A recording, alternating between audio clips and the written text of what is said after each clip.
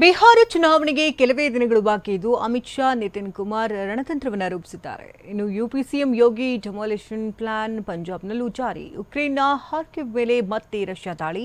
ಇದೆಲ್ಲವನ್ನೂ ನೋಡೋಣ national news top 9ನಲ್ಲಿ.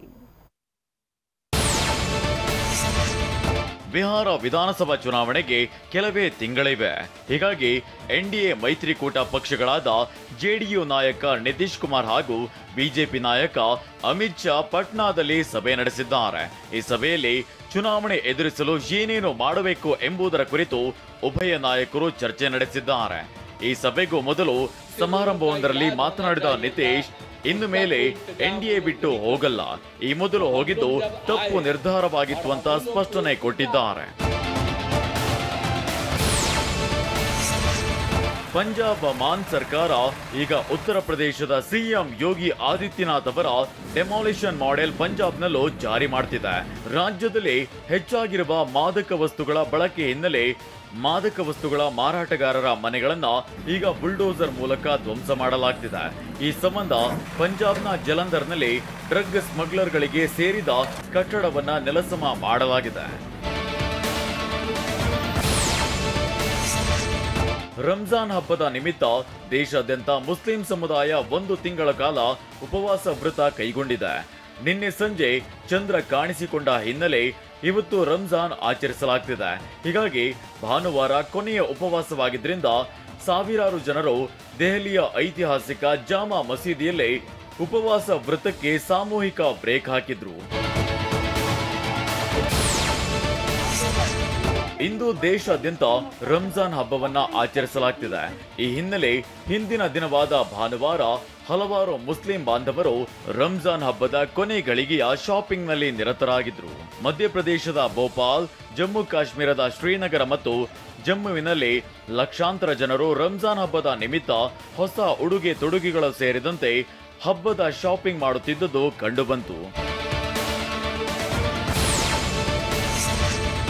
Rameswaram ನಡುಗಡ್ಡೆ ಮತ್ತು ಭಾರತದ ನೆಲದೊಂದಿಗೆ ಸಂಪರ್ಕ ಕಲ್ಪಿಸುವ ಪಂಬನ್ ಸೇತುವೆ ಈಗ ಉದ್ಘಾಟನೆಗೆ ರೆಡಿಯಾಗಿದೆ. ಈ ಸಂಬಂಧ ಸೇತುವೆಯ ಉದ್ಘಾಟನೆಯ ಎಲ್ಲಾ ಕಾರ್ಯಗಳು ಭರದಿಂದ ಸಾಗಿವೆ. ಪ್ರಧಾನಿ ನರೇಂದ್ರ ಮೋದಿ ಏಪ್ರಿಲ್ 6ರಂದು ಈ ಸೇತುವೆಯನ್ನ ಉದ್ಘಾಟನೆ ನಡೆಸಲಿದ್ದಾರೆ. ಪಂಬನ್ ಸೇತುವೆ ಉದ್ಘಾಟನೆಯ ನಂತರ ಈ ಭಾಗದಲ್ಲಿನ ರೈಲು ಸಂಪರ್ಕ ಜೋಡಣೆಯಾಗುವುದರಿಂದ ಪ್ರವಾಸೋದ್ಯಮಕ್ಕೆ ಮತ್ತಷ್ಟು ಬಲ ಬರುವ ನಿರೀಕ್ಷೆ ಇದೆ. ನೇಪಾಳದ ಮಾಜಿ ರಾಜ ಜ್ಞಾನೇಂದ್ರ ಶಾ ಪರ ಪ್ರತಿಭಟನೆ ನಡೆಸಿದ್ದ ನೇಪಾಳದ ಹಲವಾರು ರಾಜಕೀಯ ನಾಯಕರು ಹಾಗೂ ಪ್ರತಿಭಟನಾಕಾರರನ್ನ ನೇಪಾಳ ಸರ್ಕಾರ ಬಂಧಿಸಿ ಜೈಲಿಗಟ್ಟಿದೆ. ಇಷ್ಟೇ ಅಲ್ಲ, ಪ್ರತಿಭಟನೆ ವೇಳೆ ಸಾರ್ವಜನಿಕ ಆಸ್ತಿಪಾಸ್ತಿಗೆ ಆದ ನಷ್ಟವನ್ನ ಮಾಜಿ ರಾಜ ಜ್ಞಾನೇಂದ್ರ ತುಂಬಿಕೊಡಬೇಕು ಅಂತ ದಂಡ ವಿಧಿಸಿದೆ. ಇದು ಜ್ಞಾನೇಂದ್ರ ಬೆಂಬಲಿಗರಲ್ಲಿ ಆಕ್ರೋಶಕ್ಕೆ ಕಾರಣವಾಗಿದೆ. ಹಾರ್ದಿಕ್ ಪಾಂಡ್ಯಗೆ 12 ಲಕ್ಷ ದಂಡ ವಿಧಿಸಿದ್ದು ಯಾಕೆ? ಆರ್ಸಿಬಿ ಕ್ಯಾಂಪ್ನಲ್ಲಿ ಯುಗಾದಿ ಸಂಭ್ರಮ ಹೇಗಿತ್ತು? ಪಡಿಕಲ್ ಮತ್ತು ಕೊಹ್ಲಿಯನ್ನ ಕೊಂಡಾಡಿದ ಕೋಚ್. ತಲೆವನ್ನ ನೋಡೋಣ ಎಂಟರ್ಟೈನ್ಮೆಂಟ್ ನ್ಯೂಸ್ ಟಾಪ್ 9ನಲ್ಲಿ. ಗುಜರಾತ್ ಟೈಟನ್ಸ್ ವಿರುದ್ಧದ ಐಪಿಎಲ್ ಪಂದ್ಯ ಸೋತಿರುವ ಹಾರ್ದಿಕ್ ಪಾಂಡ್ಯಗೆ ಮತ್ತೆ ದಂಡ ಬಿದ್ದಿದೆ. ಗುಜರಾತ್ ವಿರುದ್ಧದ ಪಂದ್ಯದಲ್ಲಿ ಪಾಂಡ್ಯ ನಿಧಾನಗತಿಯ ಬೌಲಿಂಗ್ ಮಾಡಿಸಿದ ಕಾರಣ 12 ಲಕ್ಷ ದಂಡ ವಿಧಿಸಲಾಗಿದೆ. ಆರ್ಸಿಬಿ ಪಡೆ ಹ್ಯಾಟ್ರಿಕ್ ಗೆಲುವು ಸಾಧಿಸುವುದಕ್ಕೆ ರಣತಂತ್ರ ಹೆಣೆದಿದೆ. ಮೊದಲೆರಡು ಪಂದ್ಯದಲ್ಲಿ ಕೆಕೆಆರ್ ವಿರುದ್ಧ ಮತ್ತು ಸಿಎಸ್ಕೆ ವಿರುದ್ಧ ಗೆಲುವಿನ ಬಳಿಕ ಬೆಂಗಳೂರಿನ ಚಿನ್ನಸ್ವಾಮಿ ಮೈದಾನದಲ್ಲಿ ಆರ್ಸಿಬಿ 3ನೇ ಪಂದ್ಯ ಆಡಲಿದೆ.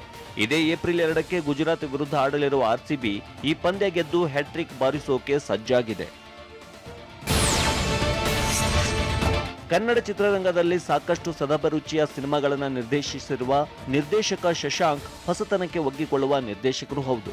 ಇದೀಗ ಕೌಸಲ್ಯ ಸುಪ್ರಜಾ ರಾಮ ಚಿತ್ರದ ನಂತರ ಡಾರ್ಲಿಂಗ್ ಕೃಷ್ಣ ಜೊತೆ ಮತ್ತೆ ಒಂದಾಗಿದ್ದಾರೆ.